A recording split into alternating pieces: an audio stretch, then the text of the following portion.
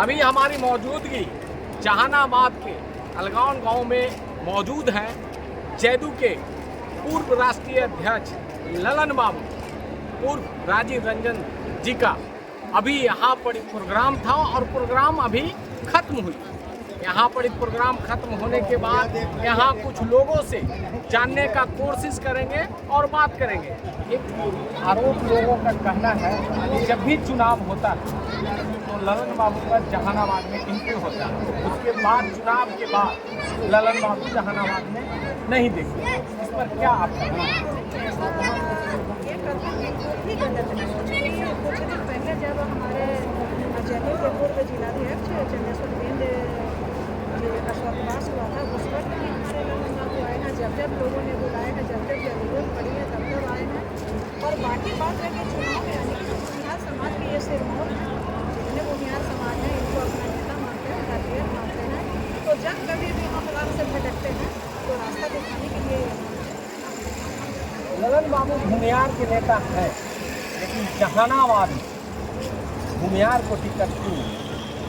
देखिए, ये तो सामाजिक समीकरण या मतलब शीर्ष नेताओं का जो एक बैठक होता है उसमें यह निर्णय लिया जाता है।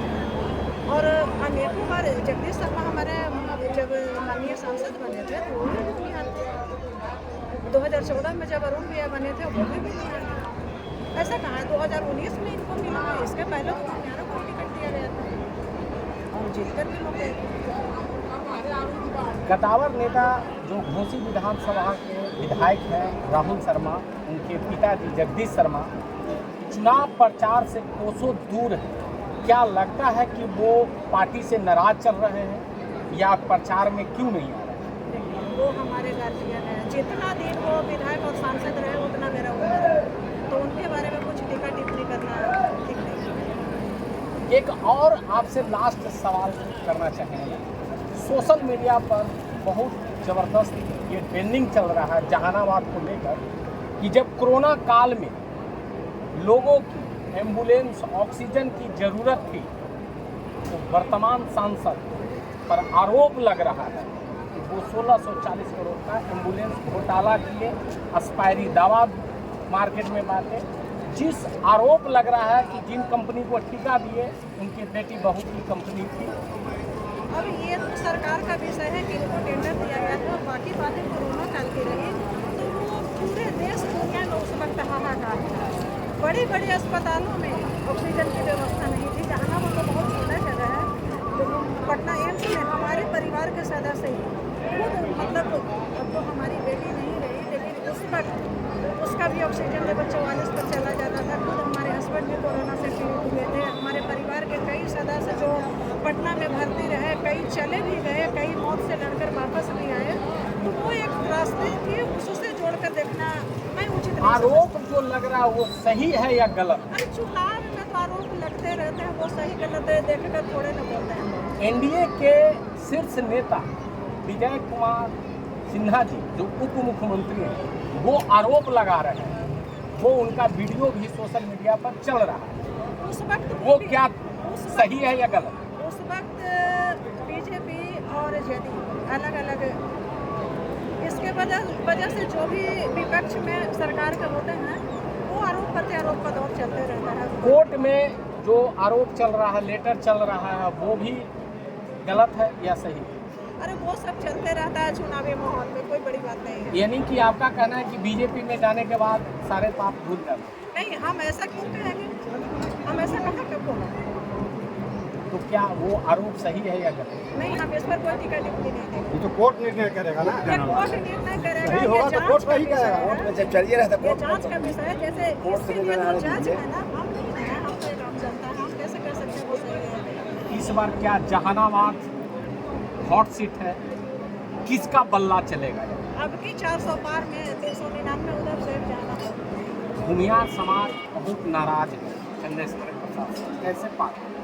नाराजगी अपनी जगह है, विरोध अपनी जगह। घर के परिवार से भी नाराज रहते हैं लोग, तो दूसरे के घर में नहीं चले जाते हैं। नाराजगी अपनों से ही होती है, घरों से थोड़ी होती है।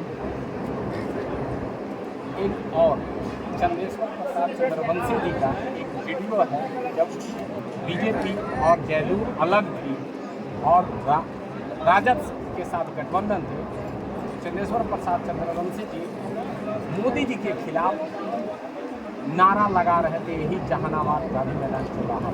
देखिए, हम पूर्व में भी कह चुके हैं कि जो विपक्ष में रहते हैं सारे हथकंडे अपनाते हैं। यानी कि आपका कहना है कि विपक्ष में रहेंगे तो कुछ भी आरोप लगा देंगे?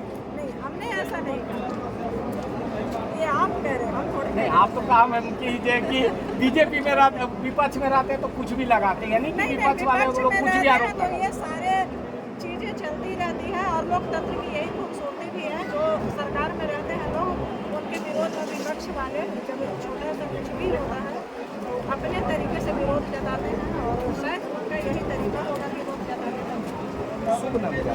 मेरा सुनीता कुमारी नाम है, एक जिला पार्षद जहानाबाद और अभी वर्तमान में जयपुर महिला प्रकोष्ठ के